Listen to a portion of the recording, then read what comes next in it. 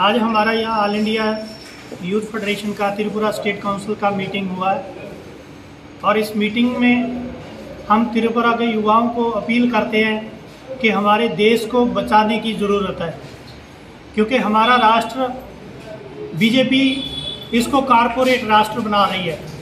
यहाँ के हमारे जो देशभक्त थे, यहाँ के जो हमारे पेट्रियट थे, वो देश की आज़ादी के लिए लड़े थे कंपनी राज के खिलाफ, ईस्ट इंडिया कंपनी के खिलाफ लड़े थे।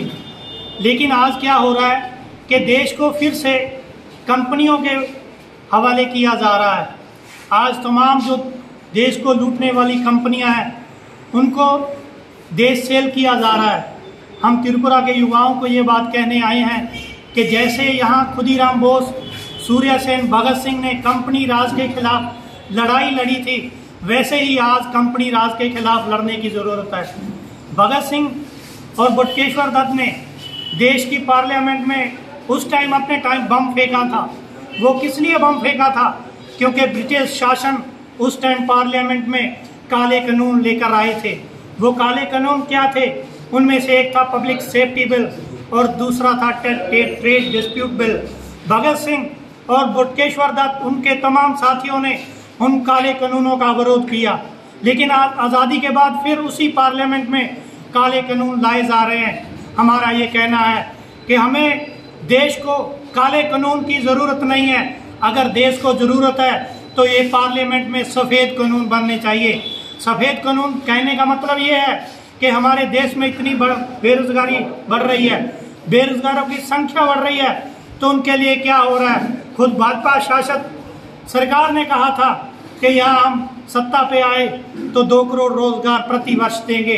अभी 8 साल हो गए उनको सत्ता पे बैठे हुए, 16 करोड़ रोजगार चाहिए था युवाओं को।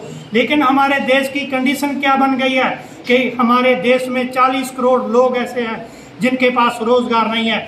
इसलिए हम पूरे देश में इस बात को लेकर हम अभियान चला रहे हैं कि हमारे देश की पार्लियामेंट में एक सफ़ेद कानून, रोजगार की गारंटी का कानून बनना चाहिए, जिसका नाम बनेगा बोलते हैं। BANEGA means Bhagat Singh national employment guarantee act, जिसके अंतर्गत देश के सभी युवाओं के लिए रोजगार की गारंटी हो।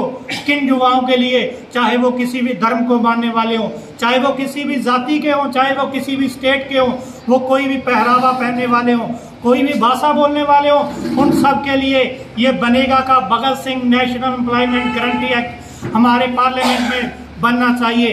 तो त्रिपुरा के युवाओं को हम ये कहने आए हैं कि जैसे मणिपुर के युवा इस बात के लिए एकजुट हो रहे हैं, जैसे केरल, आंध्र, तमिलनाडु के लोग एकजुट हो रहे हैं, जैसे पंजाब, हरियाणा, राजस्थान के युवा इस बात को लेकर, रोजगार को लेकर एकजुट हो रहे हैं, तो आने वाला जो 2024 का चुनाव होगा, हम देश के तमाम युवाओं को कहना चाहते हैं कि 2024 का चुनाव रोजगार का मुद्दा मेन एजेंडा होना चाहिए। क्योंकि हमारे देश के शासन करने वाले लोग, उनको मालूम है कि युवा हमारे सत्ता के चैलेंज कर सकते हैं। इसीलिए वो युवाओं को बांट कर रखना चाहते हैं, युवाओं में डिवीज़न करना चाहते हैं। धर्म के नाम पर, हिंदू और मुसलमान के नाम पर, हिंदू और सिख के नाम पर हम देश को एकजुट रखना चाहते हैं।